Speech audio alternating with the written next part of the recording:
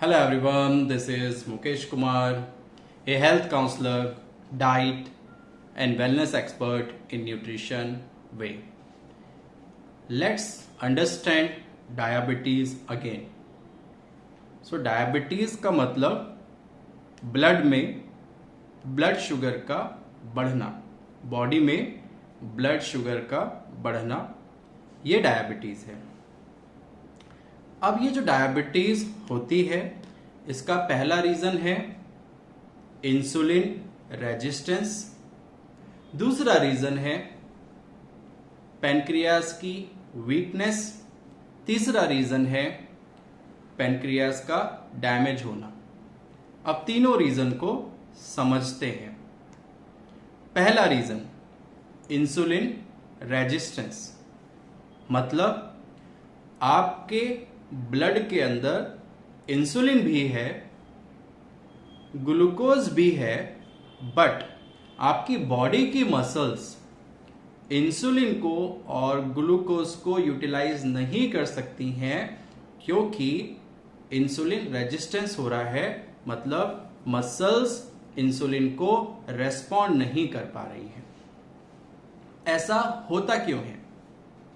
ऐसा होने का रीजन ये है, अगर आप अपनी मसल्स को एक्सरसाइजेस नहीं कराते हो तो मसल्स आपकी एक्टिव नहीं रहती हैं, और जब आप अपनी मसल्स को एक्सरसाइजेस नहीं करा रहे हो, मसल्स एक्टिव नहीं हैं, तो मसल्स इंसुलिन के लिए रेस्पॉन्ड नहीं करेंगी, मसल्स सेल्स इंसुलिन के लिए रेस्पॉन्ड नहीं करेंगी, और शुगर मतलब ग्लूकोज और इंसुलिन ब्लड में रह जाएगा, आपके शुगर लेवल बढ़ जाएंगे। दूसरा रीजन, आप अपनी मसल्स को और बॉडी को ओवर यूज करते हो, मतलब थका देते हो। दिन में इतना ज्यादा या काम कर करके बॉडी को इतना ज्यादा थका के रखते हो, थके हुए मसल्स बॉडी जो थके हुए मसल्स की जो सेल्स है वो इंसुलिन को रेस्पॉन्ड नहीं करती है, इंसुलिन और ग्लूकोज को यूज नहीं कर पाती है। तीसरा रीजन इंसुलिन रेजिस्टेंस का, आप सही से रात में सोते नहीं हो, नींद आप अपनी अच्छी नहीं रखते हो। जब आप अपनी नींद अच्छी नहीं रखते हो उसकी वजह से आपकी बॉडी पूरे दिन लेजी रहती है, एक्टिव नहीं रह पाती है, और इंसुलिन मसल्स यूज नहीं करता है, मसल्स जो होती है वो इंसुलिन को रेस्पॉन्ड नहीं करता है, और ग्लूकोज यूज नहीं हो पाता है। तो नींद ना होने की वजह से आपको इंसुलिन रेजिस्टेंस हो जाता है। और अगर आप बहुत ज्यादा टेंशन लेते हो, आपकी लाइफ ऐसी है कि सुबह से शाम तक आप टेंशन में हो, तो टेंशन की वजह से आपकी बॉडी के अंदर कॉर्टिसोल हार्मोन बहुत ज्यादा बढ़ जाता है, और ये कॉर्टिसोल हार्मोन जब बहुत ज्यादा इंक्रीज हो जाता है तब वो मसल्स को थका देता है, और थकी हुई मसल्स, थकी हुई बॉडी ना तो ग्लूकोज को यूज करेगी ना इंसुलिन को रेस्पॉन्ड करेंगी। और हाई बॉडी फैट परसेंटेज, अगर आपकी बॉडी में मोटापा ज्यादा है तो ज्यादा मोटापा होने की वजह से भी बॉडी इंसुलिन को और ग्लूकोज को यूज नहीं कर पाएगी, और ये ब्लड में रह जाएगा, जिसकी वजह से आपके शुगर लेवल बढ़ जाएंगे। तो ये हुआ इंसुलिन रेजिस्टेंस, पहला रीजन। और ये इंसुलिन रेजिस्टेंस के जितने भी आपको कॉज बताए हैं, अगर आप इन कॉज को ठीक कर लेते हो तो आप फ्यूचर में डायबिटीज को रिवर्स कर सकते हो। डायबिटीज होने का दूसरा रीजन पैनक्रियाज की वीकनेस। अब आपका पैनक्रियाज वीक हो गया है तो वीक पैनक्रियाज सफिशिएंट इंसुलिन नहीं बना पाता है, मतलब जितना इंसुलिन आपकी बॉडी की रिक्वायरमेंट है उससे थोड़ा कम बना रहा है, या एकदम बॉर्डर लाइन पे बना रहा है, जिसकी वजह से शुगर लेवल समटाइम कंट्रोल में है, समटाइम आउट ऑफ कंट्रोल है। पेनक्रियाज की वीकनेस के रीजंस क्या क्या होते हैं?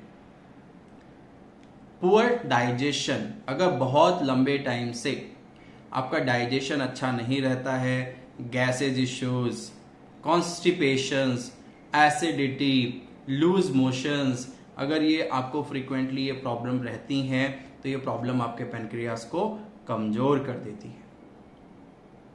पेनक्रियाज को कमजोर होने का दूसरा रीजन, अगर आप बहुत ज़्यादा जंक फूड खाते हो या पास्ट में बहुत ज़्यादा जंक फूड खाया है, उसकी वजह से भी आपका पेनक्रियाज कमजोर हो जाता है।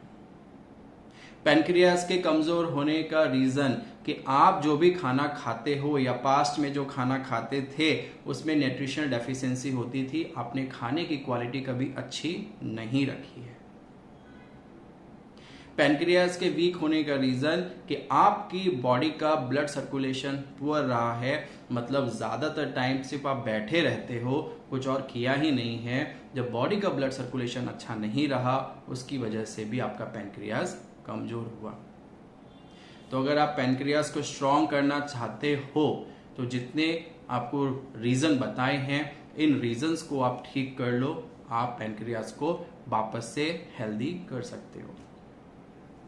तीसरा रीजन डायबिटीज होने का, तीसरा रीजन है पेनक्रियाज का डैमेज होना। पेनक्रियाज का डैमेज होने का पहला रीजन, अगर आपको ऑटो इम्यून डिजीज हुई है। क्यों?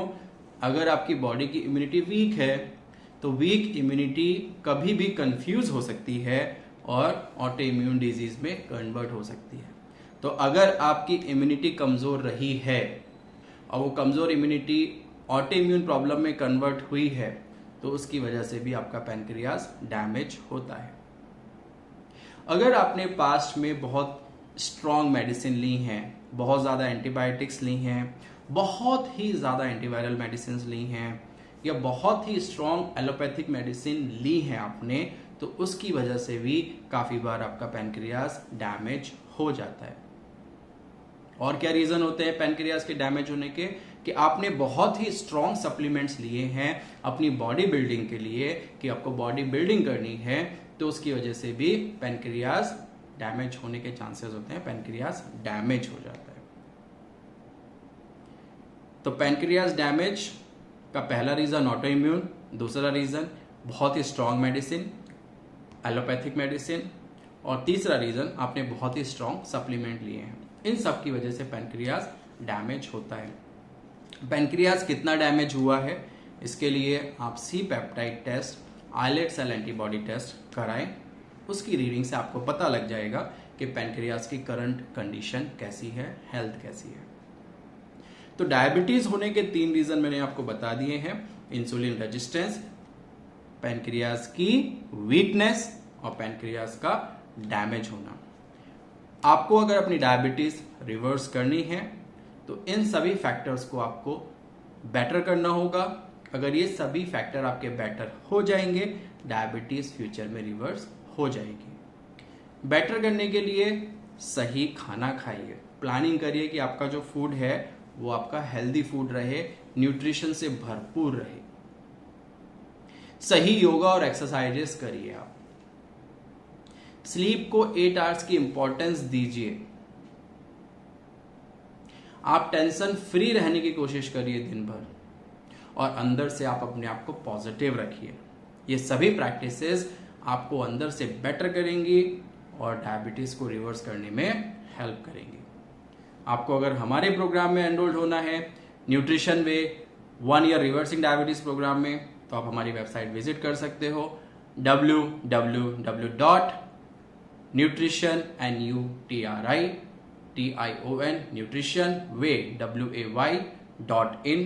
इस वेबसाइट पे जाकर के आप सभी डिटेल्स आप प्रोग्राम के ले सकते हो, या आप हमें डायरेक्टली कांटेक्ट कर सकते हो, व्हाट्सएप कर सकते हो, ईमेल कर सकते हो, बॉटिंग कर सकते हो। नंबर है 9951795111, या दूसरा नंबर है 8267969353। हमारे पास ऑलरेडी मोर देन 10 कंट्रीज से पेशेंट हैं। अगर आप भी प्रोग्राम में एनरोल्ड होना चाहते हो, you are welcome to enroll in nutrition way program. Thank you so much, take care.